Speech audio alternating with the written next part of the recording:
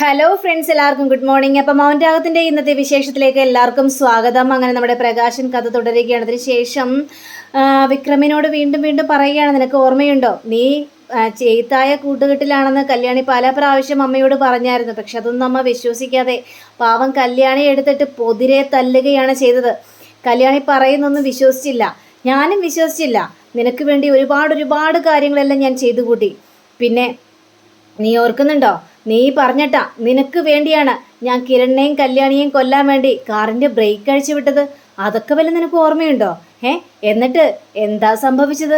ആ കാറിൽ നീ പോയി, എന്നിട്ട് നിനക്ക് ആക്സിഡൻ്റ് ആയി. അതിനുശേഷം നിന്റെ ശബ്ദം നഷ്ടപ്പെട്ടു.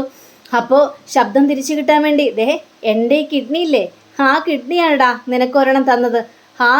എന്നോടാണോടോ നീ ഇങ്ങനെയെല്ലാം കിടന്ന് പെരുമാറുന്നത്? ഞാൻ പറയുന്ന എന്തെങ്കിലും കാര്യം നീ അനുസരിച്ചിട്ടുണ്ടോ? നീ നന്നാവും എന്നൊക്കെ ഞാൻ വിചാരിച്ചു, പക്ഷേ നീ നന്നാവുന്ന ലക്ഷണം കണ്ടില്ലടാ എന്നൊക്കെ ഇങ്ങനെ പറയാ. ഇത് കേട്ട് കഴിഞ്ഞപ്പോഴേക്കും നമ്മുടെ വിക്രം അവിടെ നിന്ന് ചാടിയിടോ, എന്നെ അഴിച്ചു വിടറോ, എന്തിനാണോ എന്നെ കെട്ടി വെച്ചിരിക്കുന്നത്, പന്ന കിളവ എന്നൊക്കെ പറഞ്ഞുകൊണ്ട് ഈ പ്രകാശിൻ്റെ നെഞ്ചും കൂട്ടിക്കറി ഒറ്റ ചവിട്ടാണ്. പ്രകാശൻ അവിടെ നിന്ന് മറിഞ്ഞു വീഴുന്നുണ്ട്. അവനാ കൈയും കാലും കെട്ടിയിട്ടിട്ട് പോലും അവൻ അങ്ങനെയാണ് ചെയ്തു കൂടുന്നത്. പക്ഷേ പ്രകാശൻ അതൊന്നും കാര്യമാക്കാൻ നിൽക്കുന്നില്ല. അങ്ങനെ പ്രകാശൻ പറയാണ്, എടമോനെ, നിന്നോട് അവസാനമായിട്ട് ഞാൻ പറയാണ്, വേണ്ടടാ, അവരെ വിട്ടേര്, അവരെ ഒന്നും ചെയ്യരുത്. നിനക്കിനി നന്നാവാനുള്ള കുറേ ഇതൊക്കെ ഉണ്ടല്ലോ, അതുകൊണ്ട് നീ നന്നാവണം. കല്യാണിയെയും കാർത്തികയെയും കാദംബരിയെയും ഒന്നും ചെയ്യരുതടാ, കാരണം അവർ പാവങ്ങളാണ്, അവർ ജീവിച്ചോട്ടെന്നേ.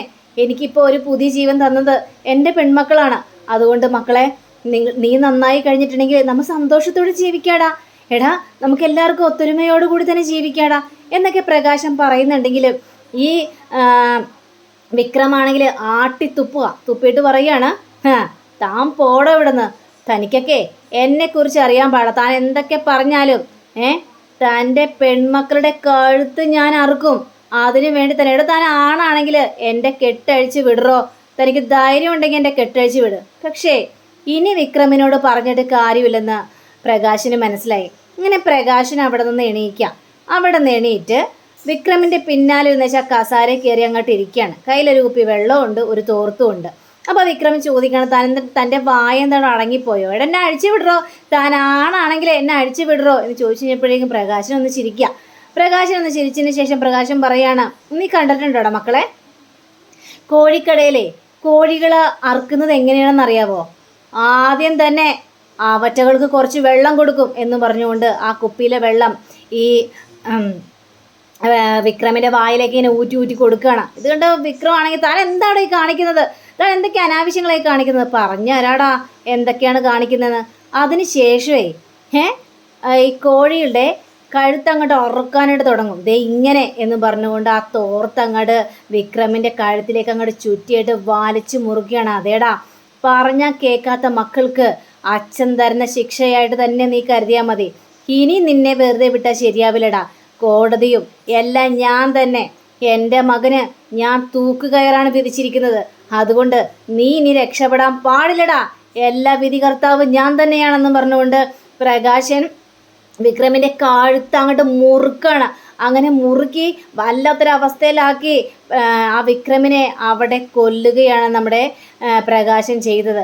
ഇതെല്ലാം പെൺമക്കളോട് കഥകളെല്ലാം പറയുക. ഇവരെല്ലാം ഇതെല്ലാം കേട്ട് ഭയങ്കരമായിട്ടും പൊട്ടി ഇങ്ങനെ കരയണം അച്ഛൻ്റെ ആ ഒരു വീരകൃത്യം കേട്ടിട്ട്. അങ്ങനെ പ്രകാശൻ അവിടെ നിന്ന് ചാടിയാണ്, അതേ മക്കളെ, നിങ്ങളെ കൊല്ലുമെന്ന് ഞാൻ അവനെ ഒരുപാട് ഉപദേശിച്ച് നോക്കി, പക്ഷേ അവനതൊന്നും കേൾക്കാനായിട്ട് തയ്യാറല്ല.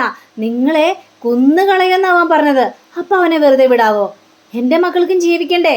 അപ്പോൾ അവൻ്റെ വിധി ഞാൻ തന്നെ അങ്ങോട്ട് നിശ്ചയിച്ചു എൻ്റെ മക്കളെ എന്നും പറഞ്ഞുകൊണ്ട് മക്കളെ അങ്ങനെ ചേർത്ത് പിടിക്കുമ്പോഴാണ് പോലീസ് ജീപ്പ് വരുന്നത്.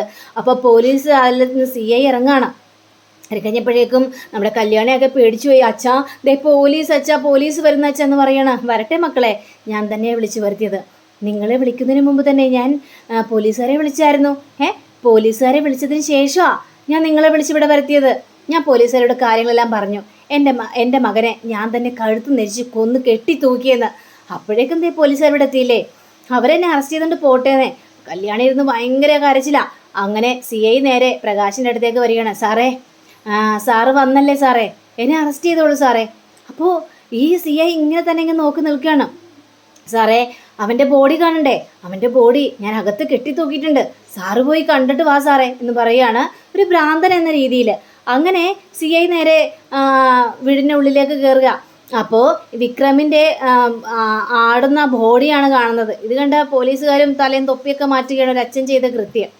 അങ്ങനെ നമ്മുടെ CI നേരെ പ്രകാശിൻ്റെ മുന്നിലേക്ക് ചെല്ലുകയാണ്. നിങ്ങളെ അറസ്റ്റ് ചെയ്യാൻ വേണ്ടി തന്നെയാണ് വന്നത്. അതെ സാറേ, എനിക്കതിനെക്കൊണ്ട് യാതൊരു പ്രശ്നമില്ല. പക്ഷേ എന്തുകൊണ്ടാണ് സ്വന്തം മകനെ കൊന്നതെന്നൊക്കെ നിങ്ങൾ പറഞ്ഞു, അതിനുള്ള സാഹചര്യ കാര്യങ്ങളൊക്കെ നിങ്ങൾ പറഞ്ഞു. അതെ സാറേ, പക്ഷേ നിങ്ങൾ അറസ്റ്റ് ചെയ്തതിനൊപ്പം തന്നെ നിങ്ങളുടെ പെൺമക്കളെയും ഞങ്ങൾക്ക് കൊണ്ടുപോകേണ്ടി വരും. സാർ എന്തിനാ സാർ അവരെ കൊണ്ടുപോകുന്നത്? അവരൊരു തെറ്റും ചെയ്തിട്ടില്ല സാർ, പിന്നെ എന്തിനാ സാർ അവരെ കൊണ്ടുപോകുന്നത് എന്നൊക്കെ ആവർത്തിച്ച് ചോദിക്കുകയാണ് പ്രകാശൻ. ഇത് കേട്ട് കഴിഞ്ഞപ്പോഴേക്കും കൊണ്ടുപോകണം, കാരണം ഇവിടെ ഇപ്പോൾ നിങ്ങളോടൊപ്പം നിങ്ങളുടെ പെൺമക്കളെയും കണ്ടിരിക്കുകയാണ്, നിങ്ങളാണ് കൊന്നതെന്നൊക്കെ എല്ലാ കാര്യങ്ങളും അറിയാം. പക്ഷേ എന്നാലും ചില കാര്യങ്ങളൊക്കെ ചോദിച്ചറിയാനൊക്കെ നിങ്ങളെ പെൺമക്കളെ കൊണ്ടുപോയേ മതിയാവുള്ളൂ. ഞങ്ങൾ വന്നപ്പോൾ നിങ്ങളെല്ലാവരും അല്ലേ നിൽക്കുന്നത്, അതുകൊണ്ട് തന്നെ. അപ്പോൾ മക്കൾക്കാണെങ്കിൽ ഒരു ഇതുണ്ടായിരുന്നില്ല, ഞങ്ങളും വരാൻ കൂടെ എന്നൊക്കെയാണ് കല്യാണിയും കാർത്തികയും കാദംബരിയും ഒക്കെ പറയുന്നത്. അങ്ങനെ ഇവരെല്ലാവരെയും കൂടി ജീപ്പിലേക്ക് കയറ്റുകയാണ്, ഇവരെ കൊണ്ടുപോവുകയും ചെയ്യുകയാണ്. നേരെ പോലീസ് സ്റ്റേഷനിലേക്ക് എത്തുകയാണ്. പോലീസ് സ്റ്റേഷനിലേക്ക് എത്തിക്കഴിഞ്ഞ് നമ്മുടെ പ്രകാശിൻ്റെ കയ്യിൽ വിലങ്ങുണ്ട്. അങ്ങനെ എത്തിക്കഴിഞ്ഞപ്പോഴേക്കും ഈ CI പറയാണ്, അത് നിങ്ങളുടെ മകനെ കൊന്നതിൻ്റെ സാഹചര്യവും കാര്യങ്ങളും ഒക്കെ പറഞ്ഞു.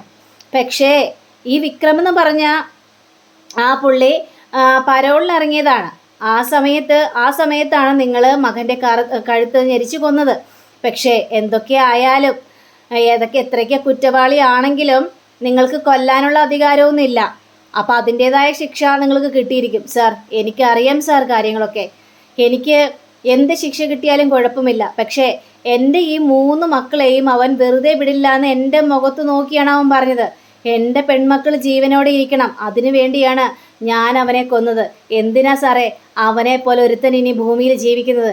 എനിക്ക് എന്ത് ശിക്ഷ കിട്ടിയാലും കുഴപ്പമില്ല സാറേ, തൂക്കുകയറ് അതും ആയിക്കോട്ടെ, പ്രശ്നമില്ല. ഇതൊക്കെ കേട്ട് കഴിഞ്ഞപ്പോഴേക്കും CI ആണെങ്കിൽ അങ്ങനെ തൂക്കുകയറ് കിട്ടുന്നൊന്നും ഞാൻ പറയുന്നില്ല, പക്ഷെ തനിക്കിനി ജയിലിൽ നിന്ന് പുറത്തിറങ്ങാനായിട്ട് സാധിക്കില്ല, ഇനി എപ്പോഴും ജയിലിൽ തന്നെ കിടക്കേണ്ടി വരും എന്നിങ്ങനെ CI ഇവിടെ ഒന്ന് ഓർമ്മിപ്പിക്കുക. ഇത് കേട്ട 3 മക്കളും പെൺമക്കളും ഇരുന്ന് ഇങ്ങനെ കരച്ചില്ല. അപ്പോൾ കല്യാണി ചോദിക്കുന്നുണ്ട്, സാറേ ജാമ്യം കിട്ടുമോ എന്നൊക്കെ ചോദിച്ചപ്പോഴേക്കും ഇല്ല, ജാമ്യം കിട്ടാനായിട്ട് സാധ്യത കുറവാണ്. അത്രയും വലിയൊരു കൃത്യമല്ല ഇയാൾ ചെയ്തിരിക്കുന്നത്. അതും പരോളിനിറങ്ങിയ ആ ഒരു കൊലയാളിയാണ് ഇയാൾ കൊന്നിരിക്കുന്നത്. അപ്പോൾ ജാമ്യം കിട്ടാനായിട്ടുള്ള യാതൊരു സാധ്യതയില്ല. അതുകൊണ്ടാണ് ഞാൻ പറയുന്നത് ഇയാളെ ജയിലിലാക്കും എന്നൊക്കെ ഞാൻ പറയുന്നത് എന്നൊക്കെ ഇങ്ങനെ പറഞ്ഞു കഴിഞ്ഞപ്പോഴേക്കും ഇവർ വീണ്ടും ഇങ്ങനെ കരഞ്ഞ് വലിയൊരു അവസ്ഥ നിൽക്കുകയാണ്. അച്ഛ എന്ന് പറഞ്ഞുകൊണ്ടാണ് ഇവർ കരയുന്നത്. ഇനി അച്ഛനൊന്ന് സ്നേഹിച്ച് തുടങ്ങിയതേ ഉള്ളൂ, അച്ഛന് കൂടെ ജീവിച്ച് തുടങ്ങിയതേ ഉള്ളൂ എന്നൊക്കെയാണ് കല്യാണിയും നമ്മുടെ കാദംബരിക്ക് അത്രയും കൂടി പ്രശ്നമില്ല. കാരണം കാദംബരിയോട് അത്രയും ദേഷ്യം നമ്മുടെ പ്രകാശൻ അവിടെ കാണിച്ചിട്ടില്ല. പക്ഷേ ഇവരോട് രണ്ടുപേരോടാണ് ആ ചെറുപ്പം മുതലുള്ള ആ ഒരു ക്രൂരതകളെല്ലാം കാണിച്ചത്. കാർത്തികയാണെങ്കിൽ ചെറുപ്പം മുതലേ ഉപേക്ഷിച്ചും കളഞ്ഞു നമ്മുടെ പ്രകാശൻ. അപ്പോൾ അതുകൊണ്ട് തന്നെ ഈ മക്കളോട് കൂടുതൽ സ്നേഹിക്കണമെന്നും പ്രകാശന് തോന്നിക്കഴിഞ്ഞിരിക്കുന്നു. അപ്പോൾ കൂടുതൽ കാര്യങ്ങളെല്ലാം നമ്മുടെ കല്യാണം ചോദിക്കുമ്പോഴും ഈ CI ആണെങ്കിൽ അതിനൊന്നും വഴങ്ങുന്നുമില്ല. എനിക്ക് ഇതിൽ ഒന്നും ചെയ്യാനായിട്ട് പറ്റില്ല എന്നും പറയുകയാണ്. അപ്പോൾ പ്രകാശനാണെങ്കിൽ മക്കളെ എന്തിനാ മക്കളെ എനിക്ക് വേണ്ടി ബാധിക്കാനായിട്ട് പോകുന്നത്? വേണ്ട, അതിൻ്റെ കാര്യമൊന്നുമില്ല. ഞാൻ പറഞ്ഞല്ലോ, ശിക്ഷകളെല്ലാം അനുഭവിക്കാനായിട്ട് ഞാൻ തയ്യാറാണ്. ഞാനൊരു നല്ല കാര്യം ചെയ്തിരിക്കുന്നത്, നിങ്ങളുടെ ജീവനാണ് ഞാൻ രക്ഷിച്ചിരിക്കുന്നത് എന്നിങ്ങനെ പറയാം. അങ്ങനെ നമ്മുടെ പ്രകാശിനെ ജയിലിലടക്കുക, ലോക്കപ്പിലടക്കാണ്. ലോക്കപ്പിലടച്ച് കാർത്തികയും അതേപോലെ തന്നെ കല്യാണിയും ഒക്കെ ഇരുന്ന് ഇങ്ങനെ പുറത്തു നിന്ന് ഇങ്ങനെ ഭയങ്കര കരച്ചിലാണ്. അങ്ങനെ നമ്മുടെ CI നേരെ കിരണിനെ വിളിക്കുക. അപ്പോൾ കിരണിന് ആ ഒരു കോള് കണ്ടു കഴിഞ്ഞപ്പോഴേക്കും എൻ്റെ ദൈവമേ, ഇയാളെന്തിനാണ് ഇപ്പം എൻ്റെ ഫോണിലേക്ക് വിളിക്കുന്നത്? ഇനിയിപ്പോൾ വേറെ വല്ല തെളിവും കിട്ടിയിട്ടാണോ എന്നൊന്നും പറയാനായിട്ട് പറ്റില്ലല്ലോ. അങ്ങനെ സാർ എന്താ സാർ വിളിച്ചത്? അത് പിന്നെ കിരണേ, തൻ്റെ ഒരു ശത്രുവും കൂടി ഇല്ലാതായിരിക്കുകയാണ്. ഇതിവിടെ കിരണാണെങ്കിൽ അന്തം വിട്ടിങ്ങ് നോക്ക് എന്താ സാർ എന്താ പറയുന്നതെന്ന് ചോദിച്ചപ്പോഴേക്കും, എടോ വിക്രമില്ലേ, അവൻ മരണപ്പെട്ടു. അവനെ കൊന്നത് ആരാണെന്ന് അറിയണ്ടേ? അവനെ കൊന്നത് അവൻ്റെ സ്വന്തം അച്ഛനായ പ്രകാശൻ തന്നെയാണ്. ഇത് കേട്ട കിരൺ ആകെ ഒന്ന് ഞെട്ടിപ്പോണ്. സാറേ എന്തൊക്കെയാ സാറേ പറയുന്നത്? അതേടോ, ഈ പ്രകാശൻ വിക്രമിനെ കൊന്നു. ഇപ്പോൾ ഞങ്ങളുടെ കസ്റ്റഡിയിലുണ്ട് പ്രകാശൻ മാത്രമല്ല, പ്രകാശിൻ്റെ 3 പെൺമക്കളും എൻ്റെ കസ്റ്റഡിയിലുണ്ടെന്നൊക്കെ പറയുകയാണ്. ഇത് കേട്ട കിരണാണെങ്കിൽ ഞെട്ടി വരച്ചിട്ട് അവസ്ഥയിലായി പോവാണ്. സാറേ എന്തെങ്കിലും വഴിയുണ്ടോ സാറേ? ജാമ്യം കിട്ടുമോ സാറേ എന്നൊക്കെ ചോദിക്കുമ്പോൾ ഉറപ്പായിട്ടും ജാമ്യം കിട്ടില്ല. അങ്ങനെ ഒരു സാഹചര്യത്തിലാണ് ഇവിടെ നിൽക്കുന്നത് എന്ന രീതിയിൽ തന്നെ പറയണം.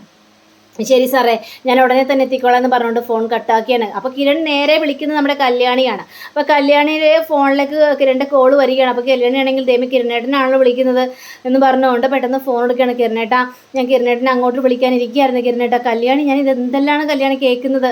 അപ്പോൾ അച്ഛൻ അവിടെ നിന്ന് മാറി നിന്നത് ഇതിനു വേണ്ടിയായിരുന്നല്ലേ? അതേ കിരണേട്ട, അതിനു വേണ്ടി തന്നെയാണ്. പക്ഷെ അച്ഛൻ ഇങ്ങനെ ഒരു കാര്യം ചെയ്യുമെന്ന് സ്വപ്നത്തിൽ പോലും വിചാരിച്ചില്ല കിരണേട്ട. വിശ്വസിക്കാൻ പോലും പറ്റാത്തൊരവസ്ഥയാണ്. ഇവിടെ CI പറഞ്ഞത് ജാമ്യം പോലും കിട്ടില്ലെന്നാണ് പറയുന്നത്. അതേപോലുള്ള കാര്യങ്ങളല്ലേ അച്ഛൻ ചെയ്ത് കൂട്ടി വെച്ചിരിക്കുന്നത്. എനിക്കിത് വിശ്വസിക്കും. ഞങ്ങൾക്ക് വേണ്ടിയാണ് ഇതെല്ലാം അച്ഛൻ ചെയ്ത് ഇതെന്നും പറയുകയാണ് കിരണോട്. കല്യാണി, നീ ഇങ്ങനെ സങ്കടപ്പെടല്ലേ, ഞാൻ ഉടനെ തന്നെ അവിടെ എത്തിക്കോളാം കല്യാണി, വേണ്ട വിധത്തിൽ കാര്യങ്ങളെല്ലാം ചെയ്തോളാം. ഞാനൊന്ന് ഒരു കാര്യം ചെയ്യട്ടെ, ഞാൻ നവീനെ ഒന്ന് വിളിക്കട്ടെ, വിളിച്ചിട്ട് നവീനോട് കാര്യങ്ങളെല്ലാം സംസാരിക്കട്ടെ. ശരി കിരണേട്ട എന്ന് പറഞ്ഞുകൊണ്ട് ഫോൺ വെക്കുകയാണ്. അങ്ങനെ കിരൺ നവീനെ വിളിക്കുകയാണ്. അപ്പോൾ നവീനോട് നടന്ന സംഭവങ്ങളെല്ലാം പറയുകയാണ്. ഇതേപോലെ പ്രകാശൻ വിക്രമിനെ കൊന്നെന്നും അങ്ങനെയുള്ള കാര്യങ്ങൾ മുഴുവനും പറയുകയാണ്. അപ്പോൾ നവീനോട് പറയുന്നുണ്ട് നമുക്ക് നോക്കാം എന്ന് പറഞ്ഞുകൊണ്ട് ഫോൺ വയ്ക്കുക. വെച്ചപ്പോഴേക്കും ഈ കിരണാണെങ്കിൽ നേരെ ഇതിനെ വിളിക്കുകയാണ്, സരയുവിനെ. സരയുനോട് എത്രയും പെട്ടെന്ന് വരാനായിട്ട് പറയാം. അപ്പോൾ സരയു ആണെങ്കിൽ പേടിച്ച് വരച്ചാണ് വരുന്നത്. എന്താ കിരണ, എന്താ എന്നെ വിളിച്ചത്, എന്താ കാര്യം പറയാൻ വേണ്ടിയെന്ന് ചോദിച്ചപ്പോഴേക്കും സരയു, ഒരു വാർത്തയുണ്ട് സരയു, അതായത് കല്യാണിയുടെ അച്ഛനെ അറസ്റ്റ് ചെയ്തു എന്ന് പറയാണ്. എന്തിന് അറസ്റ്റ് ചെയ്തു? അത് പിന്നെ വിക്രമില്ലേ, വിക്രമിനെ കൊന്നതിന്. ഇത് കേട്ട് കഴിഞ്ഞപ്പോഴേക്കും സരയു ഞെട്ടിപ്പോയി. കാരണം ആ ഒരു ടെസ്റ്റ് ഒരിക്കലും സരയു പ്രതീക്ഷിച്ചു പോലുമില്ല. അത്രയ്ക്കും വീരവാദങ്ങളാണല്ലോ വിക്രം അവിടെ അടിച്ചു കൂട്ടിയത്. അപ്പോൾ ഇങ്ങനെ കൊന്നെന്നും പറയാണ്. കിരൺ എന്തൊക്കെയാണ് കിരണെ കേൾക്കുന്നതെന്ന് ചോദിച്ചു കഴിഞ്ഞപ്പോഴേക്കും അതെ, അന്ന് അച്ഛൻ അങ്ങോട്ട് പോയിക്കാന്നൊക്കെ പറഞ്ഞല്ലോ, പക്ഷേ അച്ഛൻ മാറി നിന്നത് ഈ വിക്രമിനെ കൊല്ലാൻ വേണ്ടി തന്നെയാണ്. വിക്രമിൻ്റെ വീട്ടിൽ പോയി അവനെ കഴുത്ത് ഞെരിച്ച് കൊല്ലുകയാണ് ചെയ്തത്. ഇപ്പോൾ കല്യാണിയുടെ അച്ഛൻ ലോക്കപ്പിലാണെന്നും പറയുകയാണ്. അപ്പോഴേക്കും സരയു ഒന്നും അറിയാത്ത രീതിയിൽ ഏതായാലും കിരണെ വിക്രം മരിച്ചത് നന്നായി. കാരണം ഇനി അവനെ പേടിക്കേണ്ട ആവശ്യമൊന്നുമില്ലല്ലോ, അവൻ മരിക്കേണ്ടവൻ തന്നെയാണ്. അത് ശരിയാണ് സരയു, നീ പറഞ്ഞ കാര്യങ്ങൾ മുഴുവനും ശരി തന്നെയാണ്. ഞാനിപ്പോൾ നവീനെ വിളിച്ചായിരുന്നു. പ്രകാശന് ജാമ്യം കിട്ടോ ഇല്ലെന്നൊന്ന് നോക്കണമല്ലോ. അതിനുവേണ്ടി തന്നെയാണ്.